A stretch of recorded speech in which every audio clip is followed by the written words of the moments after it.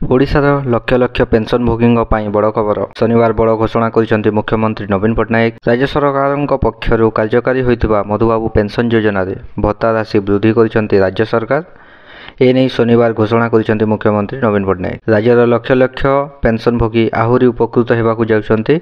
चलित मासरू अर्थात फेब्रुआरी मासरू ही वर्धित भत्ता राशि पाइबे हिताधिकारी। एही मासरू मिलिबो अधिक टंका बढ़िला पेंशन राशि। मधुबाबू पेंशन योजना रे शामिल होइतबा लक्ष लक्ष पेंशन भत्ता राशि रे 500 टंका वृद्धि घोषणा करिसंति राज्य सरकार। एणिकी मधुबाबू पेंशन योजना रे हिताधिकारी माने सर्वनिम्न पेंशन राशि 1000 टंका पाइबे। एही वर्धित पेंशन हिताधिकारी माने चलित फेब्रुआरी मासरू पाइबे। पूर्वरु एही योजना रे हिताधिकारी माने यथाक्रमे 500, 700 और 900 टंका पाउथिले।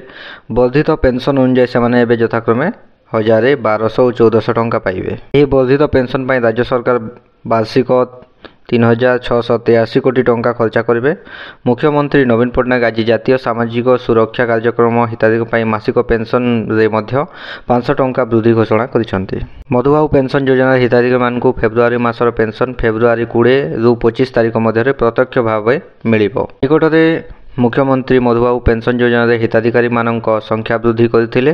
गत वर्ष अगस्ट रे 4.13 लाख वृद्धि पाइथिला एवं एबे आउ 4 लाख अंतर्भुक्त हेबा परे वर्तमान समुदाय 36.75 लाख हिताधिकारी एही योजना लाभ पाउछन्ते। एही योजना रे छोट पिला ठारू 79 वर्ष पर्यंत हिताधिकारी ने मासकु 500 टंका पाइथांती और 80 वर्ष बा अधिक बयसर लोक मासकु 700 टंका पाती। भिन्नक्षम व्यक्ति क्षेत्र में 40 रु 59% अक्षम थिबा व्यक्ति लोक मासकु 500 टंका पाउथबा बेले 60% बा अधिक अक्षमता थिबा व्यक्ति 700 टंका पाती।